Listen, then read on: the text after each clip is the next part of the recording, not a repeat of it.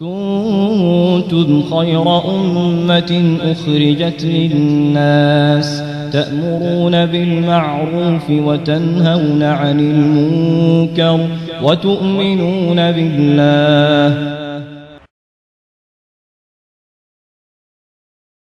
Islam has brought peace into my life that I couldn't find, living the lifestyle I was living in the music business, and it feels good to wish peace unto others once I've found the peace for myself. Now, we are excited to hear this story because we get to talk to people who have come from all walks of life. People have this misnotion that Islam is something just for the Arabs. Yeah. But when they see an American who used to be or someone who is an icon, people are looking up to you. You're singing with P. Diddy and the Bad Boy Crew. Is that what they're called? Yeah. Bad Boy Records, Bad Boy Entertainment. P. Diddy, Sean Combs, Sean John. I ran with an entrepreneur. I ran with an icon in the music business, and I was exposed to so many things in such a short period of time. The success of the records that I did with Puff, propelled to be in audiences all around the world. It wasn't a country that I couldn't go to that a person couldn't identify with who I was or the songs I created or the records I partaked in. And it's just an overwhelming feeling to be embraced by such a vast audience.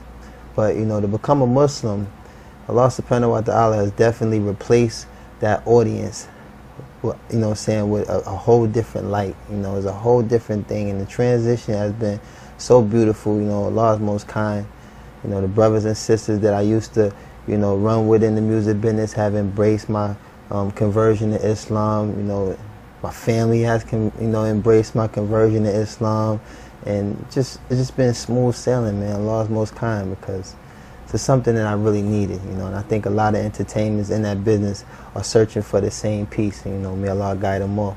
Let's talk a little bit about the past. We're not going to go into any details or anything, but for the benefit of those who are still trying to chase what you were living, they call it the American dream. Yeah. People see the videos and they see all the rides and they see the women and the glamour and the glitz, but it's not all that. Well, for the most part, I think that a lot of people, mainly, preferably the youth, we all share kind of the same common desires and temptations. And I think the music business kind of breeds these things, and it gives people a one-dimensional perception of, mostly the perks in the business, so to say. And I think that, the youth, by being so inspired all around the world, being so inspired, who have been born into certain faiths, like Islam and things of that nature, they try to incorporate this lifestyle into something that's so beautiful. Islam is just so beautiful, and I've been seeing over the years how, this business and this lifestyle has affected so many of the youth. And myself, I think that traveling the world and living this consistent pattern of doing so many sinful things, that come with the business. We actually, have the opportunity to make songs that might not be so vulgar, might not be so, negative. But the reality of it is there's a lifestyle that comes with it. And that was the thing that really plagued my life, because what you're propelled in based on the success, is a lifestyle that just becomes so repetitive and so consistent, and you find yourself being removed further and further away from a truth, further and further away from peace, further away from anything that was pure about you before you entered the business. So, like I said, on the outside, everything looks good. You see the $100,000 cars. You see a lot of diamonds. You see, for men, for the sake of men, you see a lot of females, and they think that this is, this is a life. This is like, paradise right here on earth. But the reality of it is, I couldn't purchase peace. I was probably able to buy a car, buy a house, buy a chain. Couldn't purchase peace.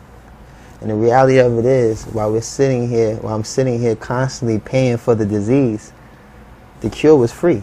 Paying for the disease. Paying for the disease. And the cure is free. And the cure is free. Why are people running away from something that's free to something that's expensive? Because you got to pay for the martinis and the, I forgot what's even drunk in the club nowadays, the Dom Perignons, and you got to pay for all these things. But you can get some water easy, like mean, that's what I'm saying. Like, I think people treat life like the flu shot. You think you can treat the flu with the flu. Yeah.